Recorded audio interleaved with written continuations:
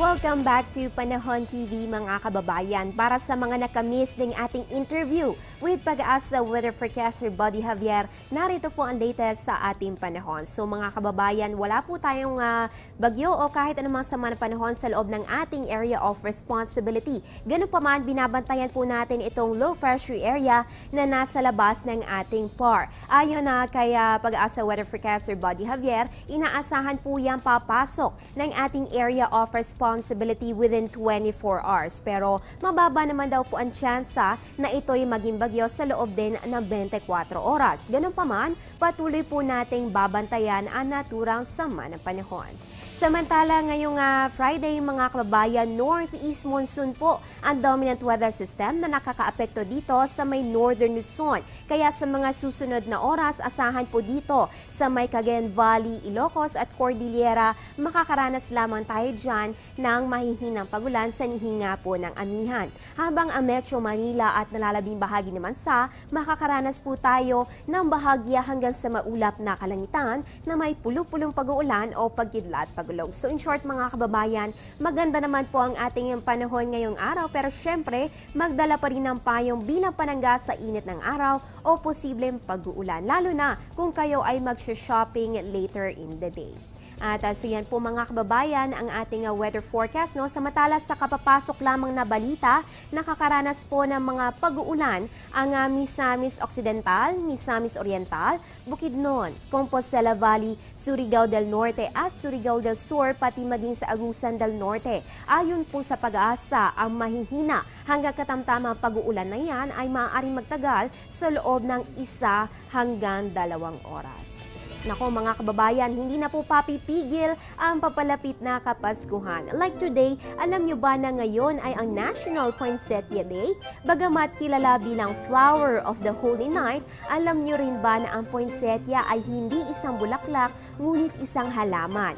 Ipinangalan nito sa isang Mexican botanist and physician na si Joel Robert Poinsett, na siya nagdala nito mula Mexico to United States. Sa unang tingin, mukha ito na mumulaklak na red petals, pero halaman po yan mga kababayan.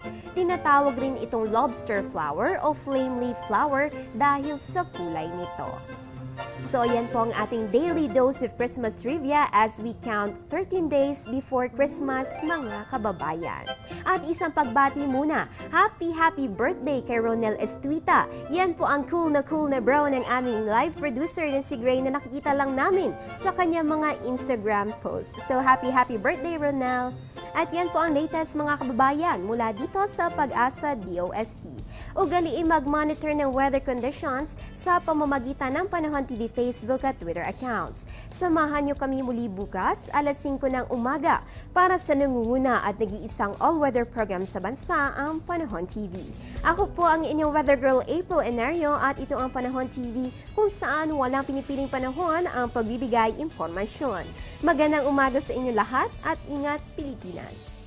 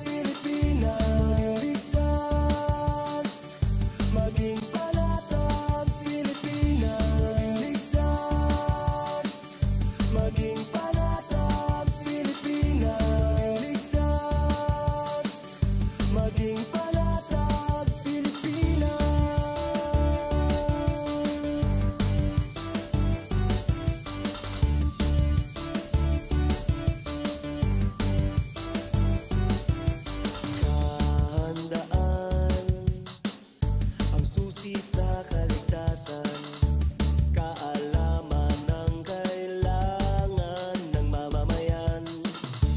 Buhay ang katapat, iwasang mapahamak, tulong-tulong sa ngalan ng bayan.